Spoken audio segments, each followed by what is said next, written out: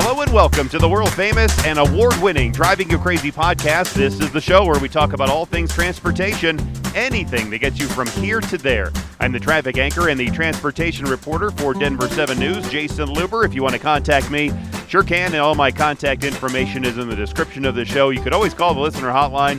Actually, I should see if it works. I think it does. Since we've been in the new building, it's been rather quiet. Anyway, that number, 303-832-0217, is the phone number there. And if you can rate the show, that'd be sweet as well. So I think it all started with Domino's Pizza a long time ago, guaranteeing that they can deliver a pizza to your home in less than 30 minutes from the time you ordered it. Well, that was at a time way before Google Maps and before Waze and before AI, when you would have to actually look at a map to find your way unless you knew it already because you live there. Fast forward to today, when there is now tremendous pressure on delivery companies to get stuff you ordered online to your home in the same day or in the next couple of days.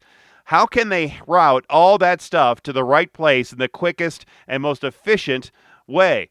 I was contacted by a company called Senpex Technology, Senpex Technology, based in the Bay Area of California, to talk to Anar Mammadov, the co-founder and director at Senpex Technology, about their solutions to these delivery issues and that last mile problem.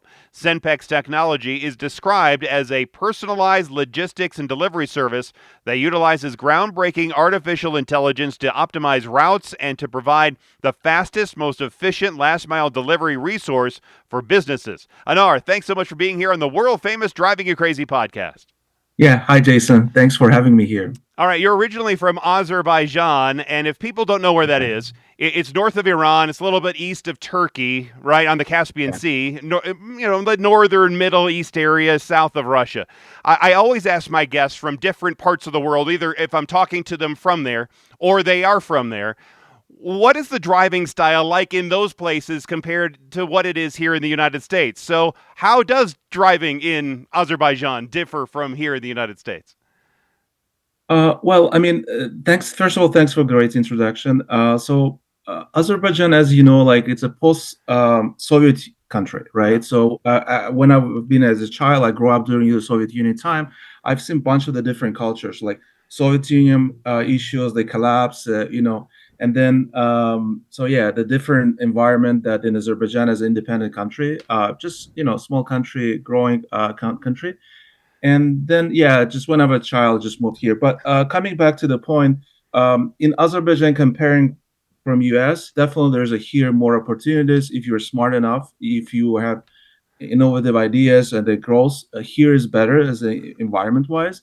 But in Azerbaijan, there's European as a country. So basically, there's a lot of challenges and also opportunity there as well. I did a lot of the projects there for special education related, logistic related the projects. But definitely US as a market wise, as a population wise, as economy wise is pretty much great. And there's a lot of chance and opportunity here to grow as a business owner. Yeah, because I know you were involved in software development there. And before we talk about this last mile logistics issue here in the United States and your work with Senpex, do they have similar, or do you know if they have similar logistic problems with deliveries there in Azerbaijan or in other parts of the Middle East or Europe as we do here? Yeah, definitely. Logistics everywhere is growing, and I will, especially in Middle East or in the European countries. But specifically, the target, the market that we're in the last mile, last mile delivery concept, it's not pretty much popular there. There in the Europe, mainly their orientation are much more freight oriented. That means from one country goes to another country. The freights that's actually either import or exports is pretty much popular there.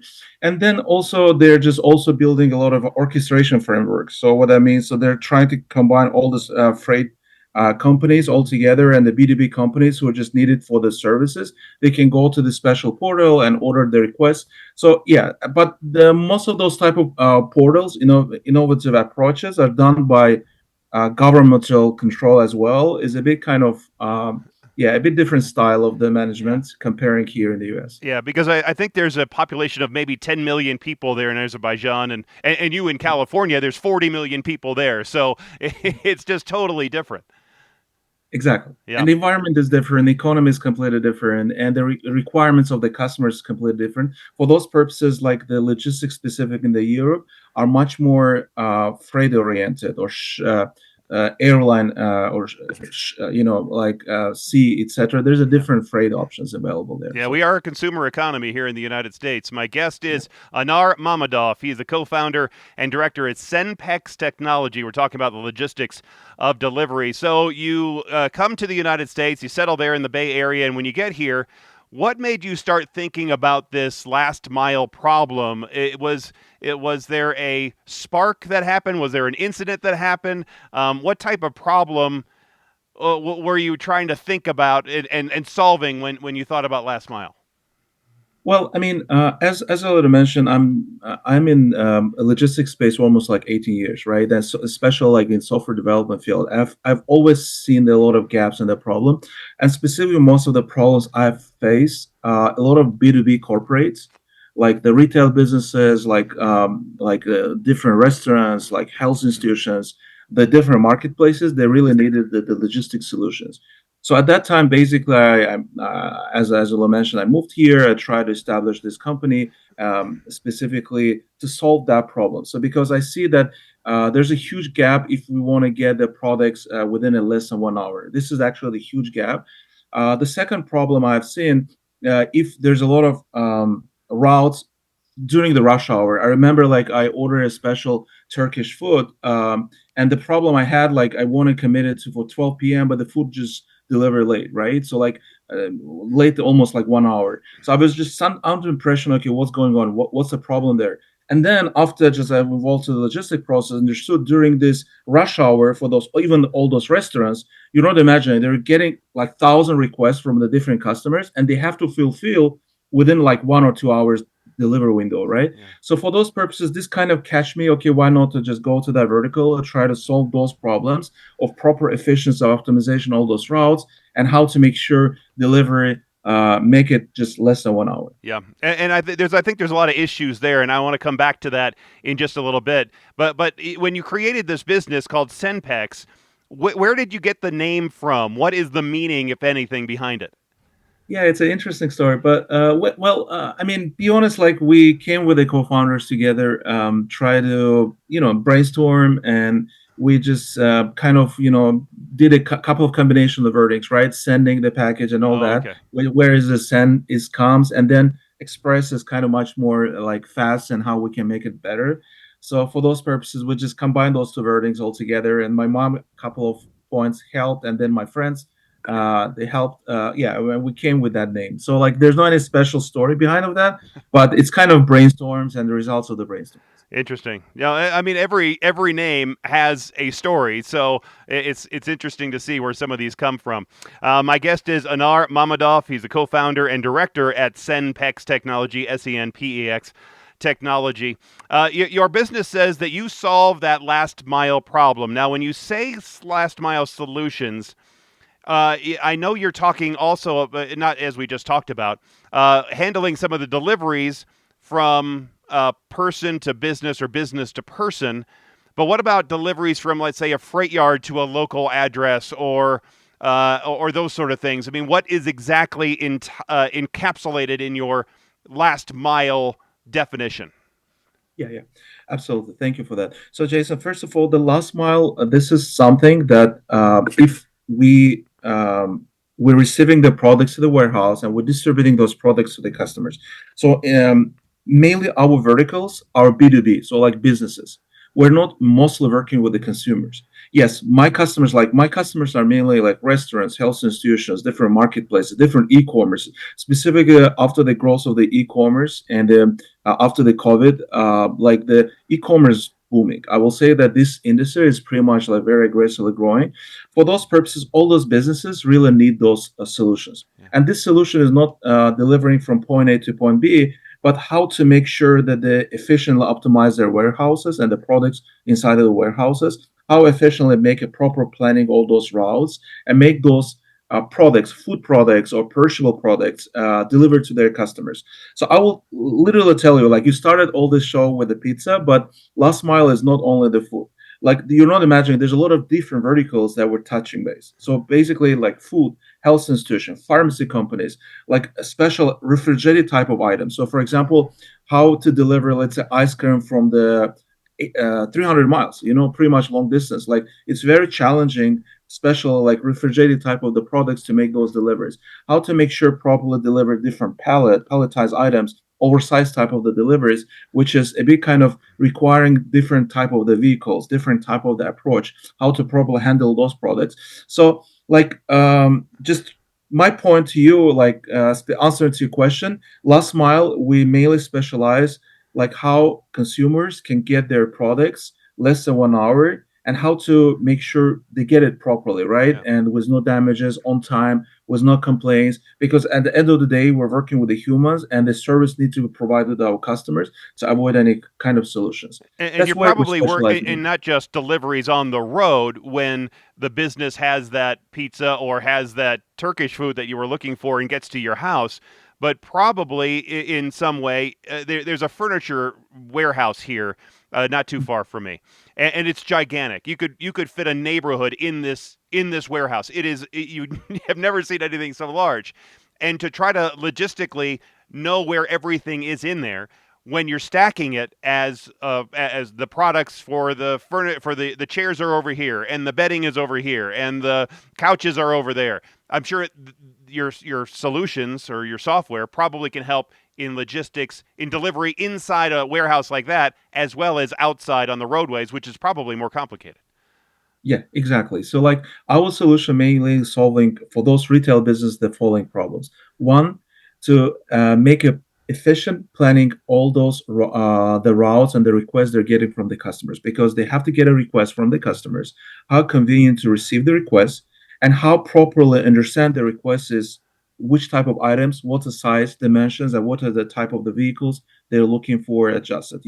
Because end of the day our main problem as a company wise in the any of the last mile companies they want to make sure to solve deliver with a less time with the minimum resources with the minimum expenses. That means the type of the vehicles and then make sure it's a proper dimension of the product fits the right vehicle and efficiently with the proper optimization of the multiple routes make those deliveries done. And here most important like how to make sure make customers happy with a proper because like the pay structure is it make it cheaper and how to make sure the drivers also happy because those guys are end of the day making those deliveries and they have to also properly be compensated. There's some a big kind of balance we have to keep usually in the last mile, but you're absolutely right. Coming back to the warehouse point of view, we mainly solving the problem of planning the route, planning all those logistic routes, and also most important, controlling and managing those routes. So after the package or whatever the furniture has been picked up, how it was delivered, is the customer happy with that? How they can track the delivery experience. So we solving all the solutions. You're basically trying to solve the traveling salesman problem. I don't know Yeah. if you've heard that, but yeah, that's exactly what it sounds like. Do you have an algorithm that you're using to try to solve this problem to get deliveries to a specific place the fastest, most efficient? Are you trying to get things quickly as possible or more efficiently as possible, or is it a combination of all of them? So for those purposes, we do have a multiple things. So first, we build like average like 15 different optimization algorithms. Like it's a custom build up algorithms that how efficiently do it proper the optimization of the routes, a proper planning and delivery. This is one. The second, we start providing the API integration. We're basically selling the API. So what that API means is basically it's a piece of code you can plug into your e-commerce website when the customer requests through your e-commerce a special delivery request or whatever. It can be through the API, it can be come automatically, and we can make a proper planning accordingly. All right. So So, like, so yeah. as an end user, let's say Mhm, I am going to be the one delivering a pizza, a chair, a mhm, whatever to somebody, to you. So mhm. as an end user, I'm in my delivery vehicle. What am I interacting with at that point? Is it your version of Google Maps or a Waze? Well, yes, exactly. So we're providing you the special dashboard, but um, you as a consumer receiving the product, you're receiving this product from the retail businesses, right? And the retail business, assuming is actually the retail business themselves doing the delivery, but it's not Right. because through API, it comes through their website to us. We optimize and we make planning. So you as an end user getting the experience, getting the SMS, tracking options, and all that.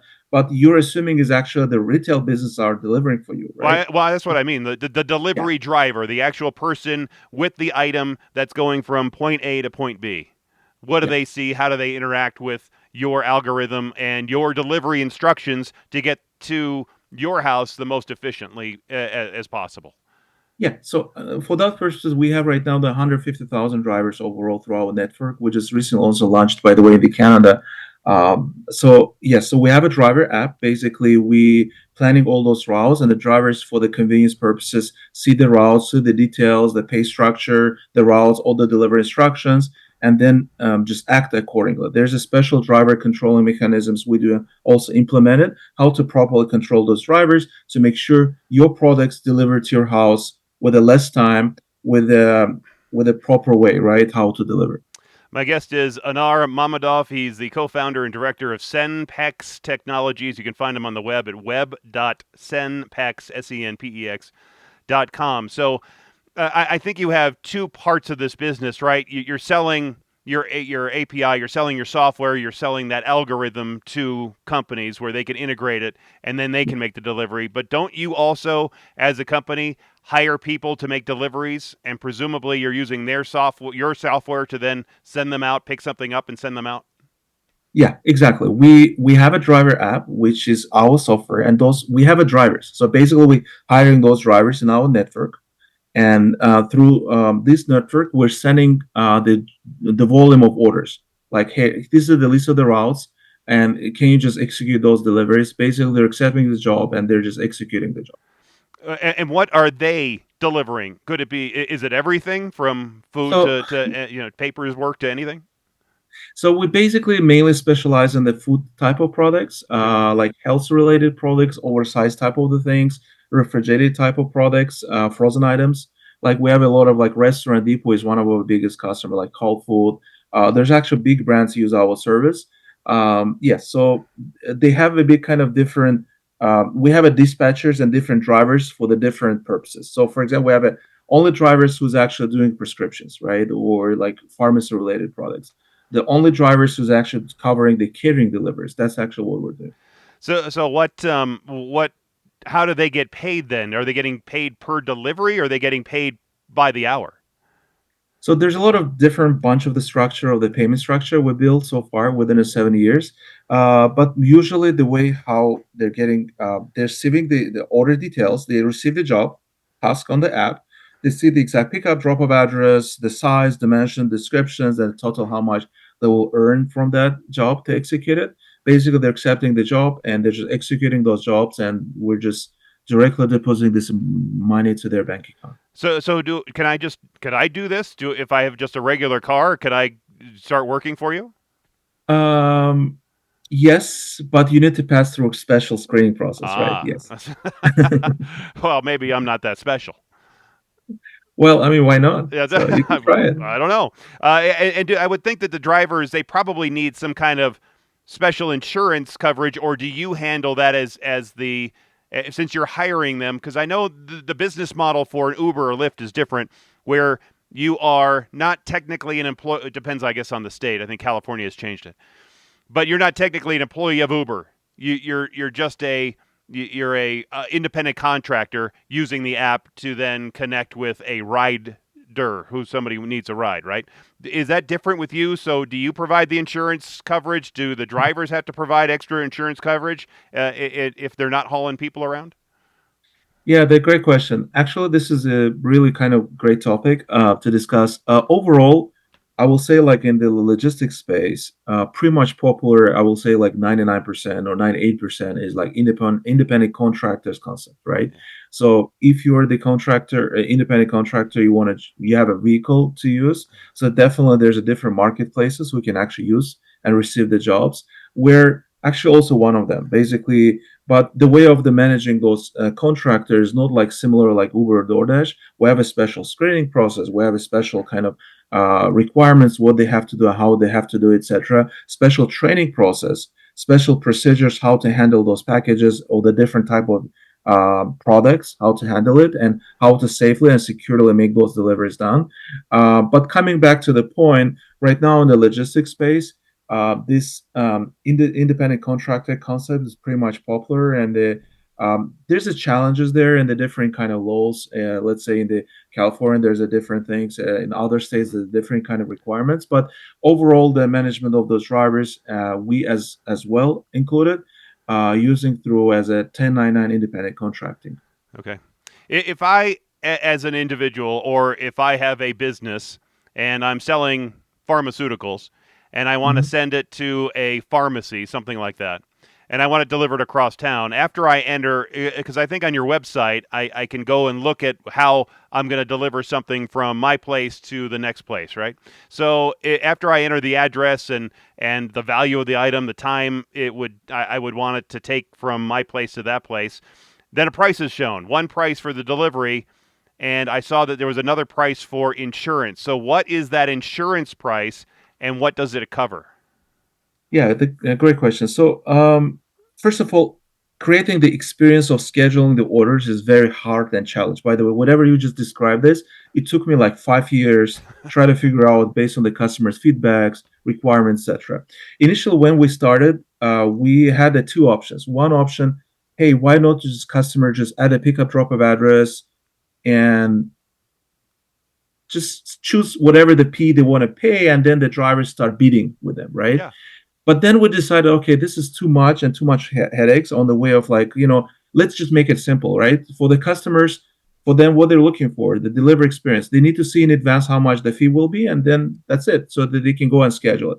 So one of those challenges we faced at that time, so how to make sure these products are be protected. So basically, item value, this is for the insurance purpose, we're covering this. So those customers who need I have like one of my customers, Google, by the way. So their devices are really expensive devices, like Yeah. cost like $150,000. Their device, special medical device, they're transporting. So if they're adding this $150,000 as a value, so that means they were just getting extra insurance based on the value of the product. So they have to pay for that. So that means an extra protection. So we as a company overall, we do have a general liability insurance, like that's in our website, and overall protecting the liability with full understanding this. But whatever you've seen as us asking the question item value, that means is actually the protecting extra as a cargo insurance for the products. So Okay. we protecting the items.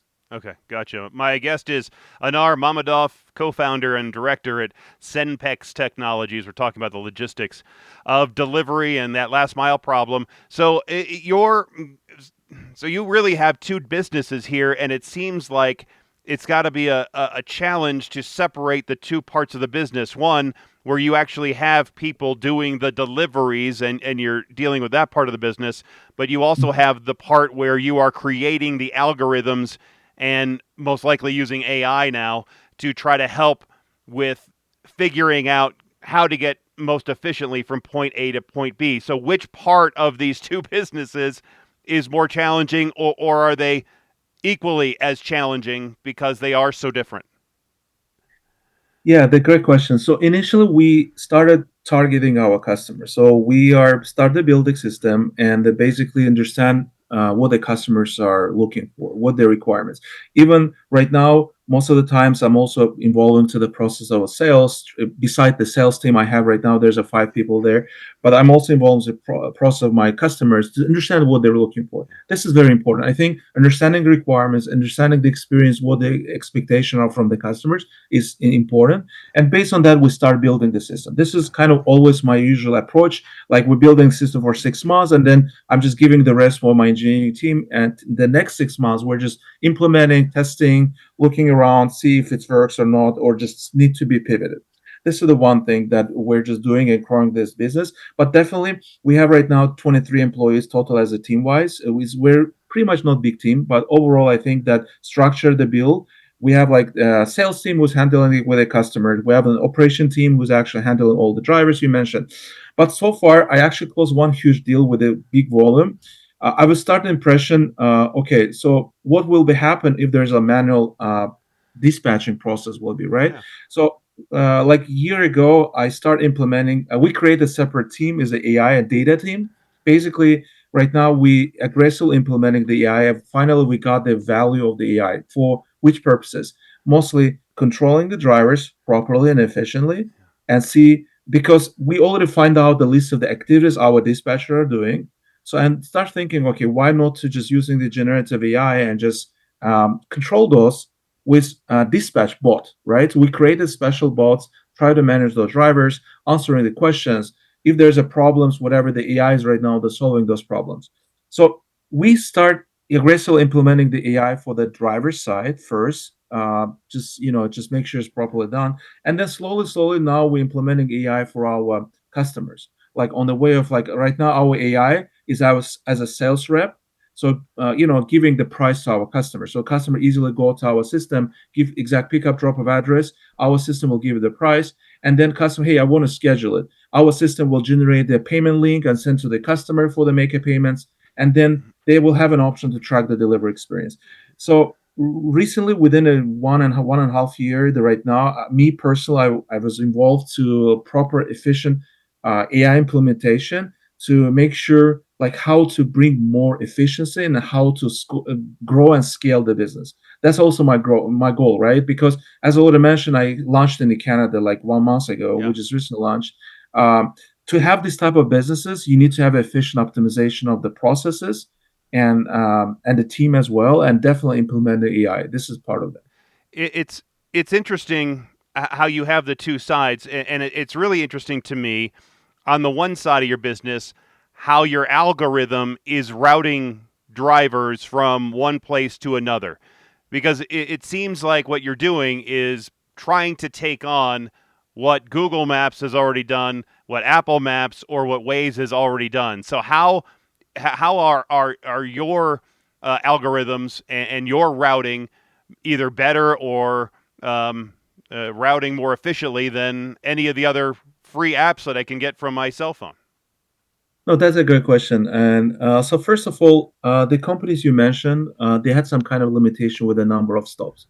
Even the Google Map, you can optimize routes as more than less than you cannot optimize more than 25 stops. This is whatever the Google Map has, right? I don't know why. Even I want to go and pay for the Google, they're not supporting us. So they're saying, sorry, this is a limitation I have. I don't know what's the reason. So most of our optimization works for the purpose of how to make sure efficient optimizer route for the special perishable products with 1,000 stops, how to make sure deliver within a 2 hours with the 25 drivers, optimize 1,000 stops. This is our main goal of route optimization The doing. only person that could do 1,000 stops in 2 hours is Superman. Well, that yeah, exactly. So this is kind of challenge right now, and I'm saying literally. Remember, I just mentioned like why I came to that industry because I want to order the Turkish food, and you know, imagine I went to the restaurant and the owner of the business saying to me, "Hey, Nar, I'm sorry, Yeah, but you know, imagine I have right now the 1,000 stops is a rush catering orders, which is usually people want to get a food from 10 a.m. to 12 p.m. like within a 2 hours, and that just hit me. Oh my god, like why not basically optimize those routes, how to make sure properly efficiently optimize those routes to make this business owner happy as well, to efficiently deliver his food on time, and how to make sure the people is getting their food on time, right? So our optimization mainly specifically solving that problem, like how to make sure yeah. efficiently with the less time with the more drivers deliver more products to the customers. But that's the problem. That's the sweet spot right there because you have to have enough drivers. And I knew this from my time as a pizza delivery guy, this, forever ago, right? 25, 30 years ago. If you don't have enough drivers, it doesn't matter how good your routing system is. Your pizzas are going to sit there in the store. Exactly. So this is a great question. So from that perspective, we do have a special drivers controlling team, one, which is we initially using the data AI to do the projections. So basically, we're projecting every Wednesdays in the area where, let's say in Seattle, somewhere in the Washington State, or maybe in the Miami Beach in Florida, somewhere, or let's say in San Francisco, from that time period, we have more potential. We'll have a more volume of the orders. So basically, we're onboarding the more drivers at that time specifically. We have a special algorithms of notifying the drivers about the available jobs for the tomorrow, and then basically increasing volume of the people in those area to receive the job. This is the one thing that we're doing mainly specifically, and because on even in our like website looks like it's easier to schedule it, but in our backend in our system, there's a lot of optimization things is happening. Like you're not imagining this really tough. Like right now, every day we're receiving like almost like 3,500 deliveries optimization, that routes that we're getting, even 5,000 routes we're getting every day, that our system is actually optimizing, making sure it's not conflicted with another routes, making sure driver not accepted two jobs at the same time with a different location, which created problems. So there's a lot of planning is happening from our side overall. And I know from doing traffic reporting every single morning how conditions change from moment to moment. And so, how does your algorithm, your software, account for changes during delivery? So, you have your 1,000 stops, you want to do it in 2 hours, but if there's a crash or a road blockage along those routes, what if there is an event that you didn't know about that is letting out? What about if there is a water main break that just all of a sudden happens? Unforeseen events that would then slow down that initial run of the route. Can you then reroute the driver in real time to the driver as they're doing it? Yeah. So to solve that problem, first of all, we do have actually dedicated dispatches, right? Because like at the end of the day, whatever technology you will implement, but to solve those problems, you need to have a human to talk, speak, and solve. This is the one thing that we have a team who's actually doing it. But if we're talking about our technology, yeah, if the customer driver is actually complaining or writing to our support team, hey guys, we have the following problems, or have it like flat tire, I have this. So our AI is basically taking these jobs, rerouting and replanning to the assign the new driver to make the things done, right? But again, at the end of the day, we customly solving this by directly talking with the drivers. So how can you, if I as a driver have your Turkish food in my car Mhm. and there's a crash up ahead, how am I going to be rerouted? Because getting another driver to then deliver the food, you can't do it because I already have it. They're not going to go back to the restaurant and get new food. I mean, so how are you going to, and your algorithm and your dispatcher, going to get that information to me in a soon enough time with enough leadway so I can then be rerouted to make that delivery again as efficient as possible? Yeah, so here we use like a special mapping system. Beside the Google Maps, we do actually have like OpenStreetMap. There's a different mapping system that we reroute the driver and help them. And if it's really not helpful, so definitely we have to redispatch another driver, right? Like in that case, probably the food will be kind of late a bit because of the traffic issue. It's really kind of challenge. But first, rerouting the properly to make sure the drivers just find the efficient way of the route, uh, driveway to go, or the second, which is dispatching another driver, come pick it up this product and deliver it to the customers. That's the best way to solve it. Could this work for a commuting solution? So instead of thinking of this as I am picking up a box of medication and I'm delivering it to a pharmacy, I Mhm. am the package in my own car from my house to my work. So do you have that commuter? So couldn't you use this as a commuter solution because I am the package? We did a similar job with the Stanford medicine actually during the COVID time. So I am the package is kind of concept in our understanding. Uh, yes, you can keep our products, consider as a small warehouse you are as a package wise and delivering to the customers. And that's actually worked out very, very well. And I think that's a great kind of vertical. But we implemented this for 2020 during the COVID time, and their requirements was like within a 30 miles distance how to make sure the COVID samples picked up from their labs delivered to the customer for 3,000 people within a 3 hours time windows. Like for those purposes, we had to make sure how to properly make sure those we have the lead drivers, who is they're also the packages, their packages, as you mentioned. I'm the package.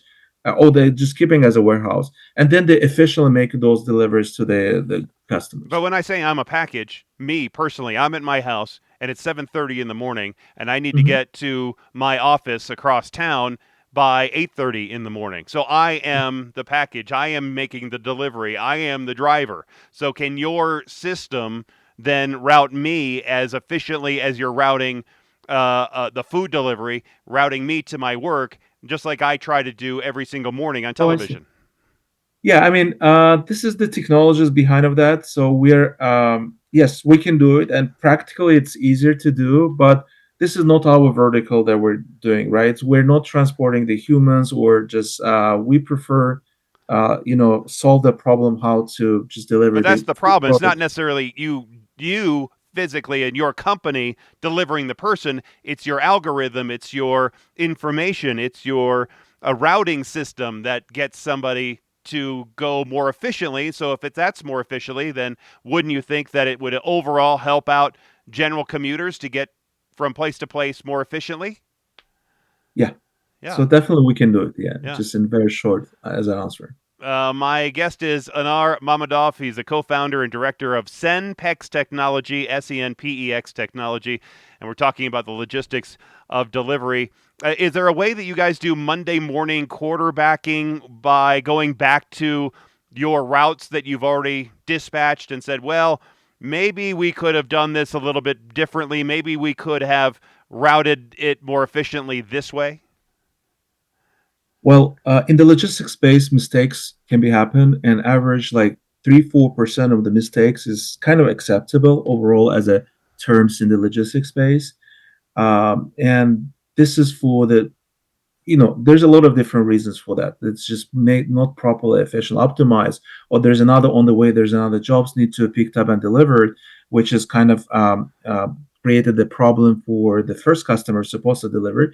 But overall, those type of mistakes can be happen, and this is at the end of the day, whatever automation you're doing, but you're working with the humans, and those people can also be mistake. Or when you go into the customer's not at the home, or there's like Yeah. product is not ready for the pickup or whatever, right? So any kind of estimation of the time wise or the mileage wise, probability of mistakes can be happen 3, 4, 5%. For those purposes, what we did, we not fully trust in Google Map. I will say, I will be honest here. We put it on on top of the Google Map extra mapping system layer that OpenStreetMap.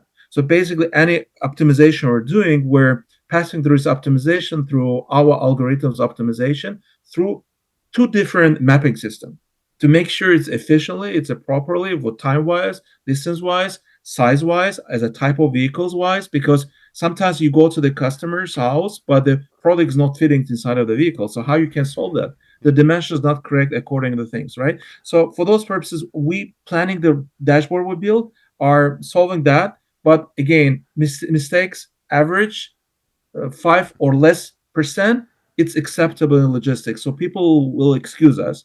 But if you're doing a mistakes more than 5%, there's a problem there. So you have to solve it. So that's how way we're thinking, and I think it's kind of right approach overall. And there are differences when you're doing deliveries, not just in what happens from moment to moment, but from place to place, state to state, town to town. Because San Francisco is much different than Boston, and Yeah. much different than New Orleans, and much different than Rapid City, South Dakota. Right? How challenging is it to solve the equation of deliveries in these vastly different places, where you're not only dealing with volume, roadways. Atlanta has a series Yeah. of, they're not just straight like they are out here in the West, where you have, roads that are pretty much north, south, east, west. I mean, it's a it's a crazy town if you've never been there to drive around. And then you have to deal with weather issues, like in New Orleans, getting if they get hit by a hurricane, and then up north where you get hit by snowstorms. So it seems like you have so many different variables that can change how you have to route place to place, that end it seems like it's almost too much to handle. No, that's a great question. Actually, this is also one of the gaps we had when we started, and it's kind of keep the question just keep asking to myself. Be honest, at the beginning, we find the solution. Like in my opinion, to solve that is actually optimization route optimization tool that will not work out very well. I will be honest here. The most best option to solve that problem is actually create a knowledge base based on our local drivers in this area. So, for example, drivers who's actually in the Boston or let's say in San Francisco, right? Mission Street is a very tough Yeah. street that you cannot even on the park there. Like a special kind of roads that you have to go and park, and the local people who's living there actually have those knowledges. So we started actually gathering those knowledge bases from the drivers, like how to do, what to do, the way how we're doing, and utilizing the data scientist team, those data, we try to give to the next drivers these knowledge bases. This is the way how we started. And based on that knowledge basis, we adjusted our pay structure as well. Because like delivering the mission street in San Francisco is challenging. And definitely the pay structure needs to be properly to the drivers, comparing, let's say, some routes, which is, let's say, in somewhere in, I don't know, in Cupertino, which is, it's a simple street. There's not too much overload there and easy to drive, right? Or like Boston, let's say in the Hawaii, actually we're doing in Honolulu deliveries as well. There's a challenge there, by the way. Yeah. Like I know, like it's a small island and pretty much like limited with the location wise, etc. So we're taking those data mostly from the local drivers based on experience, making sure it's correctly gather those data and creating the knowledge base in our system and giving those hints to the new drivers to solve those things and adjusting our pay structure, to our clients as well. Because if they pay, for example, in the Boston, let's say the special deliver for $30, but we paid to the driver $40, so there's a problem. So that means Yeah. either like special, for example, New York is one of our hardest challenges location, by the way. Like we received the order, we increasing the pay structure, even the drivers, who's actually delivering in New York City, having a hard times to make those deliveries done, right? For those purposes, we're adjusting our pay structure to our customers as well, and most of our customers are understanding this as well.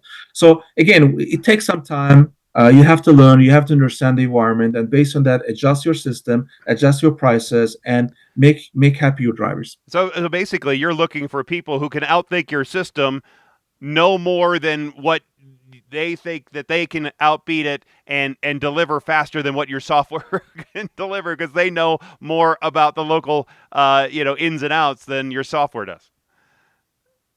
Specific to the point you mentioned, I will be honest, yes, that's Yeah. the correct approach to do it because otherwise it will be really hard and challenge to do that, right? Like even the Google map, like Google, they cannot 100% perfect. Yeah. And Right. even I know the guy who's actually working the Google map, he's actually a technical guy. He spoke a lot of like special unique like gaps in the Google map. Even I don't know if you pay attention, if you're driving to one of the location, you added the address in the Google map, sometimes you're locating it just close by to the neighbors, not the exact address you want. Yeah. So there's some kind of geolocation problems overall. That's also create a problem for us as well. That's why we put an extra layer of the mapping system as an OpenStreetMap, which is by the OpenStreetMap is open source mapping system, which is built by the people. By the way, keep in mind, based on knowledge of the people, experience based on the different pictures, etc., they created this OpenStreetMap, and we're using those mapping system as well. It's and not only that, but Google Maps has started to transition a little bit in some routing where they're optimizing saving fuel over saving time. Yeah. And obviously that changes what you want to do. If your idea is to try to get those 1,000 stops in 2 hours, you're interested in saving time, not necessarily saving fuel. Well, yes, exactly. Again, we need to balance, right? So, like, we have a customers, they're saying, deliver within a 3 hours window. Like, I have in the Oakland in California, the customer is special Mexican food. The special Mexican burritos need to be delivered within 3 hours or 2 hours with the 25 drivers. So, what are they supposed to do? So, my optimization based on the customer needs need to optimize efficiently based on how faster to make those deliveries done. So, and regarding the fools things that yes, so pay structure needs to be accordingly to that as well, right? If the time is important, so the pay is supposed to be high. So we're balancing just this also with increasing the pay to the drivers. My guest is Anar Mammadov. He's the co-founder of Senpex Technology. You can find them at web.senpex, senpex.com. Talk about logistics and delivery. People ask me all the time about congestion and how backups just form sometimes randomly, trying to explain the phantom traffic jam. And I'm sure you've been caught in some of those sometimes because it leaves them scratching their heads. So can your software also predict and look ahead at where congestion might show up, even in a random sort of way, or and not just react to what's happening right now in real time? Yes, based on historical data. So we're taking the historical data every week, as well as I mentioned, like for example, most of our deliveries happening Tuesday, Wednesday, and Thursdays. I don't know why, but it's just kind of interesting Yeah. statistics. Like Mondays and Fridays is kind of slow. Like Sunday, Saturday is also increase, decrease, but Fridays very kind of slow. Maybe people is kind of relaxed mode they're working. This is another topic, but so Yeah. coming back to the point, we're taking the data. We projection, so it's important. We implemented the predictive analytics tools. Like I have a data scientist actually doing it. We're predicting the future, and based on that predictions, we're basically trying to see what was happened during that day and comparing the old historical data with the new predicted data and trying to match this properly to make efficiency for each new days that we're doing it. Like every day, actually, we have a predicted data. We're comparing with whatever we did so far. How was the result? This happened, and then definitely we're fixing if there's any problems there. Yeah, no, it's Uh, interesting. You say that Tuesday, Wednesday, Thursdays are busiest. I see that as well during routing traffic around town. oh, really? Tuesdays typically are the worst morning commute.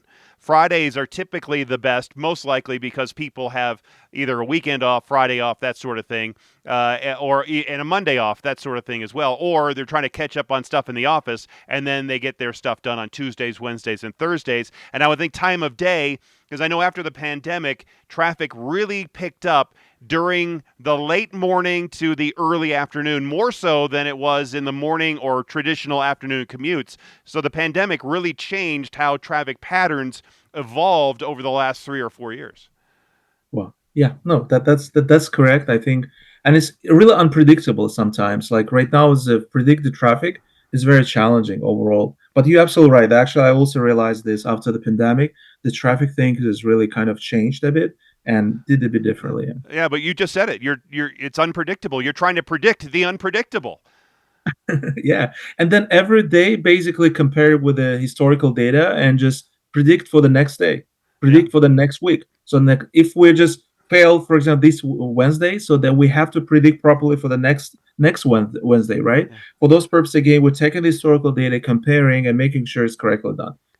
But Is it it? takes time, Oh it's yeah. not easy. Yeah. Sure. Is this kind of a system that a traffic guy like me could use in a morning show where I could find out where your traffic jams are, what your best routing practices are, and I could then help the drivers, the commuters out there in TV land, and give them that information, or no? Well, actually that's a great idea. I love it. To be honest, like I was never thinking about that. To be honest, and this is great vertical. But overall, we specialize in the logistics. Oh, We're sure. transporting the goods, right? Instead of just giving the Well, I'm traffic transporting information. people. I'm just transporting the people in the cars to where they need to go.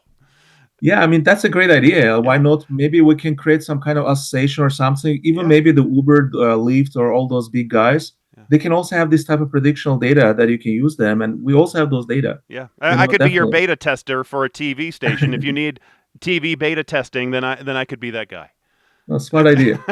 There you go. So, what is your growth centered around as we look at the next 5 years, 10 years, 15 years? It seems like, as you said, this is an unpredictable predicting business. So, how do you predict in the next 5, 10, 15 years where you're going to be and where your business is going to be? Well, Jason, you're not imagining. Actually, the logistics space, especially like last mile, there's so many gaps still there. Like, so most of the gaps are still like different type of the oversized type of the deliveries is still uncovered, like palletized type of the deliveries. We're still specializing, trying to go in that vertical and improving that experience. Um, I think like autonomous vehicle is kind of near future comparing with the drones delivery, and that's why, for example, the cruise or like there's a different autonomous um, vehicles is invented basically to make those deliveries, and it will be near future in my opinion, and specifically helping the last mile logistic to grow. Third is basically we have to implement most of the AI in the logistics space, and I think in AI in the logistics is a big kind of challenge. and it's hard to implement. And the reason is because of it's a B2B. You cannot over implement the AI. By the way, this is the great word. Implementing AI is also risky and challenge. It's not easy Yeah. because let me give you one interesting funny story. I actually had like one customer is a B2B is one of my reliable customer. They use this pretty much long time. They went to our chat system and they start talking with our dispatcher, but that was actually AI. And then basically my customer saying, "Are you the AI bot?" And my AI just really confused what to answer, and he say yes and start talking a bit kind of differently. And then I just got a call from that customer. Hey, Anar, like that's not serious. Yeah. Come on, just let's put the real people to the things because I'm one of your valuable customer. You can lose me. So that will kind of hit me. Okay, AI is great, but don't overestimate or Right. don't over implement that. That's actually very important. You need to take a balance.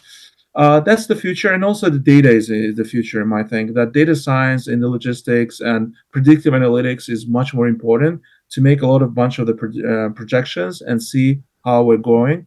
But I see the huge future in the logistics. I think there's a lot of different verticals that you can go and cover it, still uncovered. Yeah, and don't overlook when autonomous cars and human cars are mixing. And I know some of that's happening right now in San Francisco because the autonomous cars don't know everything yet. I saw just recently a video of an autonomous car with people in it coming up to a traffic signal that was on a flash cycle. So it didn't know what to do. It didn't know to treat it as a four-way stop. And as you know, if there's multiple lanes, not just one lane at a four-way stop, right? A regular four-way stop, everybody knows how to take turns in that order.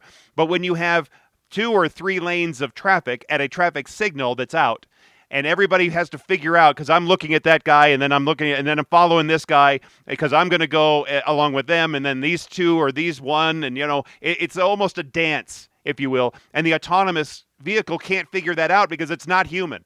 It has to follow rules, and sometimes there are no rules to be followed. Yeah, there's a human factors, Yes. and it's really hard to predict those human factors. You're absolutely right. Yeah, and I think that's going to be an issue in the future is mixing computers with humans because they are just so different. Yeah, exactly. Yep. My guest has been Anar Mammadov, the co-founder and director of Senpex Technology. Thanks again. You can find them at web.senpex.com. Thanks again, Anar. That was pretty fascinating stuff. I wish you the best of luck in the future. Likewise. Thank you very much, Jason, to again having me here. So it was really exciting to speak with you about what we did, and thank you for that. Well, there you go. I think I got to become a beta tester for Senpex Technology. Look, if I can get any edge over other traffic people to get my viewers and maybe listeners, if they're out there, on TV, because actually I hear from a lot of people that will put the TV stream on their phone while they're driving. They won't watch TV, but they'll listen to see what's happening as they're driving because it's better than any of the garbage that's on local radio in Denver right now. So they'll and they'll do that and just keep. It's actually a good way to keep getting good updates on news or traffic or breaking news, whatever, or the weather forecast. Especially if something in the weather is changing, it's a good way to do that. But if I can get an edge over any of the other traffic people in my town in Metro Denver, then I'll take it. And I think it would be interesting. I'd like to see how they would route people around and if their technology could make it more efficient where I could say, all right, it looks like they are predicting we're going to see more traffic on XYZ interstate.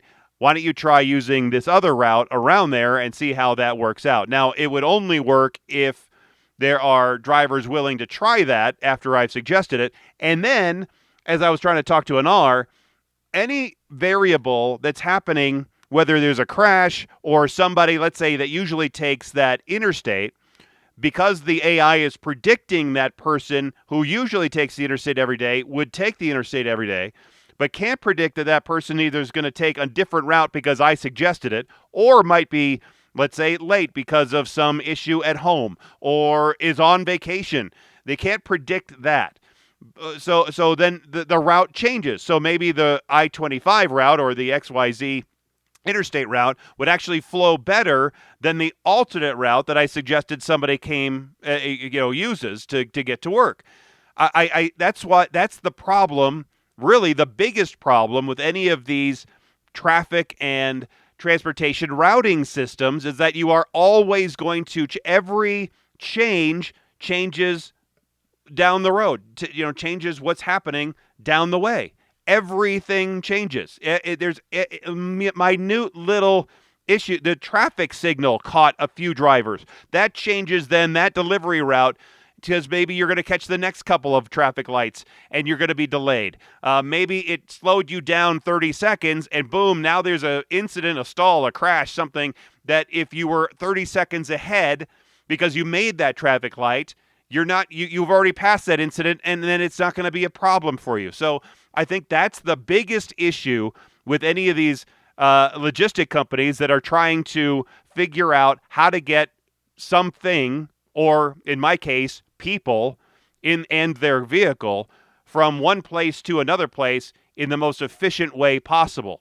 And sometimes most efficient doesn't mean the quickest or the most gas saving. There's always change. You got to figure out, because one route might cost you more because there's a toll road involved than another route. And one might want to take you through a neighborhood. Well, that's no good because the neighbors don't want you going through their neighborhood, even though it is a public road.